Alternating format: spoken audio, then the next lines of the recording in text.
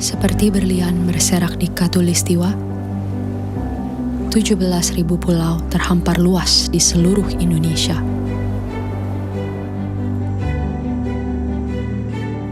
Lebih dari 700 bahasa, 300 suku, beragam budaya dan agama,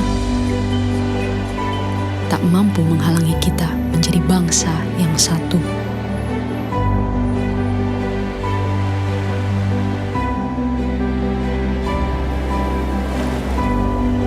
Pekerjaan besar memang untuk bisa melihat Indonesia dari mata yang sama dan bukan dari sudut pandang yang berbeda.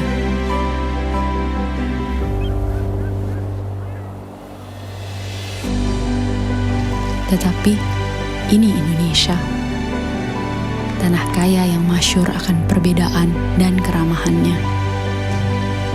Tanah lahirnya masyarakat yang terbuka dan memiliki daya juang tinggi.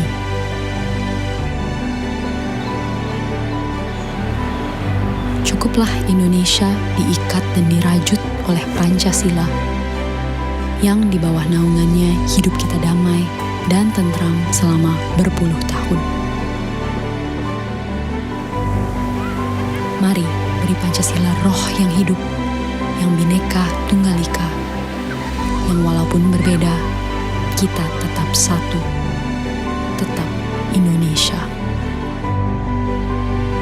Bhinneka Tunggal Ika.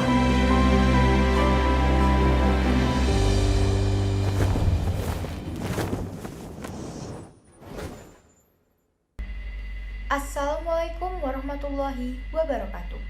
National integration is much very needed by the Indonesian state, because national integration can unite the difference that exists in Indonesia, so that there are no device conflict that occur because of differences alone. Ancaman terhadap integrasi nasional Indonesia harus kita sikapi dengan tegas dan tidak boleh diabaikan. Kami di sini sadar akan pentingnya integrasi nasional itu, karena menjaga integrasi nasional bukan hanya tugas pemerintahan dan aparat keamanan saja, melainkan semua warga mempunyai kewajiban untuk menjaga integrasi nasional. Terutama kami di sini, siswa-siswi MAN 2 Model Medan, sebagai penerus bangsa ke depannya, kami harus benar-benar menjaga integrasi nasional dari ancaman apapun, baik dari diri kami sendiri maupun pihak luar.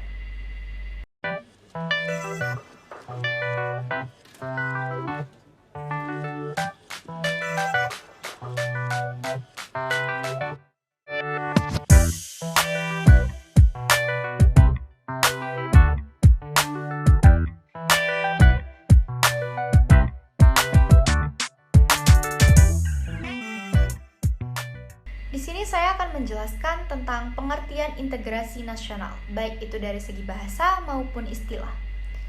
Integrasi nasional mempunyai dua pengertian dasar, yakni integrasi dan nasional. Integrasi berasal dari kata Latin, yakni integrate, yang berarti memberi tempat dalam suatu keseluruhan. Dalam Kamus Besar Bahasa Indonesia, integrasi berarti pembauran sehingga menjadi kesatuan yang utuh dan bulat. Kata nasional berasal dari kata nation, yang berarti bangsa.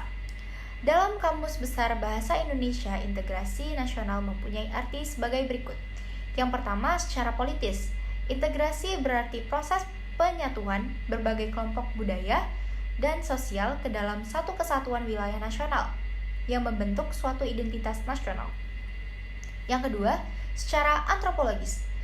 Integrasi berarti proses penyesuaian di antara unsur-unsur kebudayaan yang berbeda sehingga mencapai suatu keserasian fungsi dalam kehidupan bermasyarakat. Kemauan untuk bersatu disadari benar oleh para perintis kemerdekaan bangsa Indonesia karena mereka menyadari begitu heterogennya masyarakat dan budaya bangsa ini. Itulah sebabnya bentuk negara sebagai salah satu perwujudan integrasi nasional adalah Negara Kesatuan Republik Indonesia. Adapun perwujudan integrasi nasional masyarakat dan budaya bangsa Indonesia yang heterogen itu diungkapkan dalam semboyan Bhinneka Tunggal Ika, walaupun berbeda-beda tetapi tetap satu jua. Untuk itu, integrasi nasional bangsa Indonesia pun harus diwujudkan di tengah masyarakat Indonesia yang majemuk. Karena masyarakat yang majemuk merupakan salah satu potensi sumber konflik yang menyebabkan disintegrasi bangsa. Adapun identitas bangsa Indonesia di mata dunia terkenal dengan bangsa yang majemuk, tetapi satu dalam keberagaman. Contohnya tuh seperti suku, bahasa, agama, ras, dan antar golongan. Semboyan Bhinneka Tunggal Ika harus kita wujudkan. Faktor pendorong integrasi nasional di Indonesia. Berikut beberapa faktor pendorong integrasi nasional yang ada di Indonesia. Yang pertama, penggunaan bahasa Indonesia. Bahasa Indonesia merupakan sebuah bahasa yang unik, berkembang dari bahasa Melayu yang dulunya digunakan sebagai bahasa perdagangan di Nusantara. Bahasa Indonesia menjadi sebuah bahasa perjuangan dan pemersatu. Yang kedua, adanya semangat persatuan dan kesatuan dalam bangsa, bahasa, dan tanah air di Indonesia. Selain bahasa, adanya semangat untuk menjunjung pemersatu turut menjadi salah satu faktor pendorong integrasi nasional. Meskipun masyarakat Indonesia sangat beragam dalam budaya, sejarah, dan bahasa, kesamaan nasib menjadi bagian dari wilayah kolonial Belanda menjadi salah satu pemicu semangat pemersatuan. Yang ketiga, adanya kepribadian dan pandangan hidup kebangsaan yang sama, yaitu Pancasila. Di Indonesia, sebagai sebuah negara yang berdaulat, Pancasila menjadi salah satu falsafah negara sekaligus kehidupan bermasyarakat. Akibat hukum di Indonesia mengacu Pancasila sebagai dasar hukum yang berlaku. Faktor penghambat integrasi nasional. Ada beberapa faktor dapat menghambat integrasi nasional untuk dapat tercapai. Beberapa di antaranya adalah sebagai berikut. Yang pertama, kurangnya penghargaan terhadap kemajemukan. Kurangnya penghargaan dan pemahaman terhadap keberagaman yang ada di Indonesia dapat menjadi salah satu faktor penghambat terjadinya integrasi nasional. Keberagaman yang dimiliki Indonesia memerlukan adanya komunikasi untuk mencapai pemahaman dalam kebudayaan yang beragam. Yang kedua, toleransi antar sesama golongan. Kurangnya penghargaan dan pemahaman terhadap keberagaman tersebut dapat berpotensi dalam kurangnya toleransi antara sesama golongan di masyarakat Indonesia. Toleransi yang rendah dapat menjadi faktor besar dalam penghambat proses integrasi nasional. Yang ketiga, kurangnya kesadaran dalam diri masing-masing rakyat Indonesia. Intoleransi dan kurangnya penghargaan terhadap keberagaman yang dimiliki bangsa Indonesia dapat disebabkan oleh globalisasi. Munculnya rasa individualisme yang tinggi akibat globalisasi dapat berdampak kepada kurangnya kesadaran diri dalam masing-masing rakyat Indonesia. Hal ini mengakibatkan masyarakat semakin tak acuh terhadap permasalahan yang terjadi di sekitaran lingkungan, terutama persoalan intoleransi. Yang keempat, adanya ketimpangan dan ketidakmerataan. Ketimpangan dan ketidakmerataan yang diakibatkan luasnya wilayah Indonesia dapat menyebabkan terhambatnya integrasi nasional untuk dapat tercapai. Pelimpahan kebijakan keuangan dan politik melalui otonomi daerah dapat berdampak kepada konflik vertikal yang dapat menghambat terjadinya integrasi nasional di Indonesia. Adapun kebijakan yang diperlukan guna memperkukuh upaya integrasi nasional adalah sebagai berikut. A. Menanamkan nilai-nilai Pancasila, jiwa sebangsa dan setanah air, dan rasa persaudaraan agar tercipta kekuatan dan kebersamaan di kalangan rakyat Indonesia. B. Menghilangkan kesempatan untuk berkembangnya tindakan KKN. C. Meningkatkan ketahanan rakyat dalam menghadapi usaha-usaha pemecah belah dari ancaman luar. D. Penyebaran dan pemasyarakatan wawasan kebangsaan dan implementasi butir-butir Pancasila dalam rangka melestarikan dan menanamkan kesetiaan kepada ideologi bangsa. E. Menumpas setiap gerakan separatis secara tegas dan tidak kenal kompromi. F. Membentuk satuan sukarela yang terdiri dari unsur masyarakat, TNI, dan Polri dalam memerangi separatis. Ancaman terhadap integrasi nasional. Integrasi nasional yang pertama, ada ancaman dari luar negeri. 1. Agresi. 2. Pelanggaran wilayah oleh negara lain. 3. Spionase mata-mata. 4. Sabotase. 5. Aksi teror jaringan internasional. 2. Ancaman dari dalam negeri. Contohnya 1. Pemberontakan bersenjata. 2. Konflik horizontal. 3. Aksi teror dan dalam negeri. 4. Sabotase dari dalam negeri. 5. Aksi kekerasan yang berbau sara. 6. Gerakan separatis pemisahan diri membuat negara baru. 7. Pengrusakan lingkungan. ancaman integrasi nasional bagi rakyat Indonesia. Yang pertama ada makar atau kudeta, merupakan penggunaan kekuatan berupa pengarahan massa yang bertujuan untuk menumbangkan pemerintahan yang berkuasa. Contohnya pada masa Presiden Gus Dur.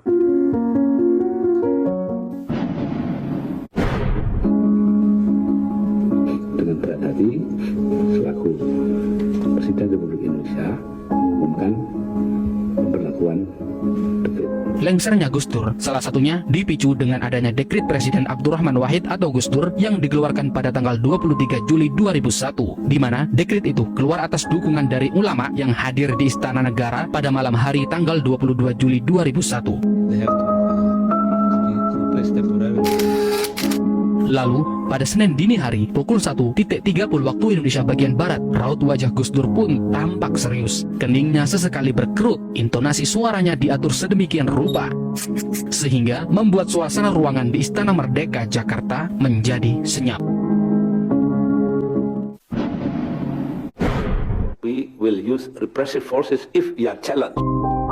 Dini hari itu, 22 Juli 2001, saat hari masih gelap, Gus Dur mengeluarkan dekret yang pada akhirnya justru membuat dirinya terguling dari kursi Presiden keempat Republik Indonesia. Ada 3 poin besar dalam dekret yang dikeluarkan oleh Gus Dur yang menyebabkan Gus Dur menjadi lengser. Yang pertama adalah membukukan DPR dan MPR. Kedua, mengembalikan kedaulatan ke tangan rakyat dan mengambil tindakan serta menyusun badan untuk penyelenggaraan pemilihan umum dalam waktu setahun. Ketiga, menyelamatkan gerakan reformasi total dari hambatan unsur-unsur Orde Baru dengan cara membekukan Partai Golkar. Pimpinan parlemen langsung mengambil tindakan dengan menggelar konferensi pers. Pada saat itu, Amin Rais sebagai ketua MPR mengajak seluruh masyarakat untuk memboikot isi dekret tersebut. Pada tanggal 27 Juli tahun 2001. Sidang istimewa MPR yang semula akan digelar pada 1 Agustus 2001 dipercepat menjadi hari itu juga, Senin siang. Sidang istimewa digelar untuk memakzulkan Gus Dur dari kursi kepresidenan. Meski tidak diikuti oleh fraksi PKB dan FDKB, sidang istimewa juga dilakukan untuk mengangkat Megawati Soekarno Putri sebagai Presiden kelima RI sekaligus memilih Hamzahas yang kala itu menjabat sebagai Ketua Umum PPP sebagai Wakil Presiden melalui voting. Yang kedua adalah separatisme. Separatisme merupakan tindakan yang ingin memisahkan diri dari suatu persatuan bangsa atau golongan untuk memperoleh dukungan. Tindakan separatisme ini dilakukan oleh sekelompok masyarakat dengan perjuangan bersenjata ataupun tidak. Seperti contohnya dalam video berikut. Mengidentifikasi kurang lebih 150 besar kontak tembak antara aparat keamanan dengan kelompok separatis bersenjata atau KSB. Kontak tembak terjadi pada hari Sabtu 13 Februari 2021. Berita lainnya, pemirsa, kontak tembak terjadi antara pasukan gabungan TNI Polri dengan kelompok kriminal bersenjata di Papua. Waktu Indonesia Timur, di wilayah Kampung Jongker Pagar, distrik Ilaga, Kabupaten Puncak. Ini kembali terjadi di distrik Ilaga, Kabupaten Puncak, Papua. 6 orang anggota KKB dilaporkan tewas ditembak dan 6 Seperti yang kita tahu, KKB atau kelompok kriminal bersenjata yang berada di Papua saat ini menyebabkan pertahanan negara kita menjadi sedikit longgar. Dikarenakan terjadinya perlawanan dari dalam negeri. Tindakan yang dilakukan oleh kelompok tersebut membuat rapuhnya integrasi nasional dan dapat menyebabkan terjadinya terpecah belahnya suatu wilayah di Indonesia.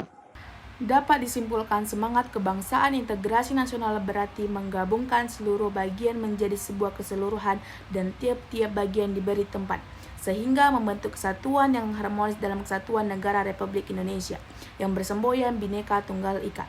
Terwujudnya kesatuan yang harmonis ini akan sulit diwujudkan jika setiap pribadi bangsa tidak memiliki semangat kebangsaan dalam kehidupan bermasyarakat, berbangsa, dan bernegara. Yuk sekarang kita mulai menghargai unsur-unsur perbedaan yang ada agar kita bisa menghasilkan gaya hidup yang nyaman bagi masyarakat.